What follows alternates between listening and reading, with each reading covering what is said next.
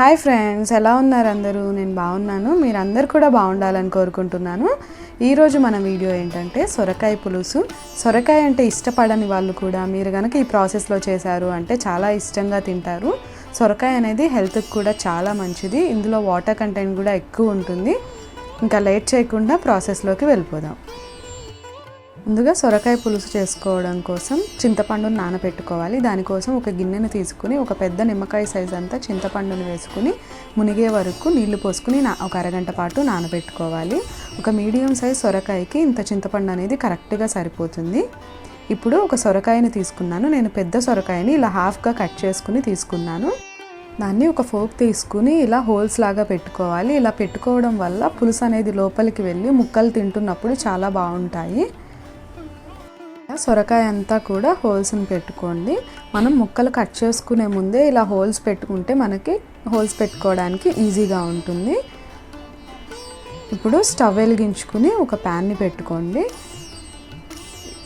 అందులో ఒక పావు కప్ వరకు ఆయిల్ని వేసుకోవాలి.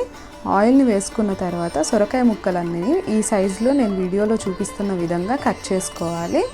ఇలా కట్ చేసుకున్న సొరకాయ ముక్కలన్నిటినీ కూడా ఇందులో వేసుకుని కొంచెం కొంచెంగా ఆయిల్లో ఫ్రై చేసుకోవాలి. ఇవి మనకి లైట్ గోల్డెన్ కలర్ వచ్చే వరకు కూడా ఫ్రై చేసుకోవాలి. ఇక్కడ చూసినట్లయితే మనకి కలర్ అనేది చేంజ్ అవుతూ ఉన్నాయి కదా. ఇంకా వీటిని తీసుకుని పక్కన పెట్టేసుకోవడమే. ఆ సొరకాయ స్కిన్ అనేది మనకి లైట్గా కలర్ చేంజ్ అవ్వాలన్నమాట. అలా కలర్ చేంజ్ అయ్యే వరకు మనం ఫ్రై చేసుకోవాలి. ఇలా మిగిలిన ముక్కల్ని కూడా వేసుకుని మొత్తం ఫ్రై చేసుకుని పక్కన పెట్టుకోండి.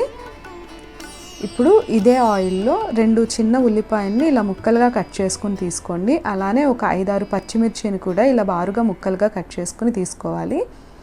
వీటిని కూడా మనం లైట్ గోల్డెన్ కలర్ వచ్చే వరకు ఫ్రై చేసుకోవాలి. ఇప్పుడు ఇందులో మంచి టేస్ట్ కోసం ఒక రెమ్మ కరివేపాకును కూడా వేసుకుందాము. ఇవి లైట్గా ఫ్రై అయ్యాక మనం ఫ్రెష్గా దంచుకున్న అల్లం వెల్లుల్లి పేస్ట్ని 1 టీ స్పూన్ వరకు వేసుకుని పచ్చివాసన పోయే వరకు ఫ్రై చేసుకోవాలి. ఇప్పుడు మనం ఆయిల్లో ఫ్రై చేసుకుని పక్కన పెట్టుకున్న సొరకాయ ముక్కలు మొత్తాన్ని కూడా వేసుకోవాలి. ఇప్పుడు ఇందులో రుచికి సరిపడా సాల్ట్ను వేసుకోవాలి. నేను ఇక్కడ రాళ్ళుప్పును వాడుతున్నాను. ఎందుకు అంటే పులుసులు చేసుకునేటప్పుడు రాళ్ళ ఉప్పు వేసుకోవడం వల్ల టేస్ట్ అనేది బాగుంటుంది. నేను ఎప్పుడు పులుసు పెట్టినా కూడా ఇలా రాళ్ళ ఉప్పునే వేసుకుంటాను.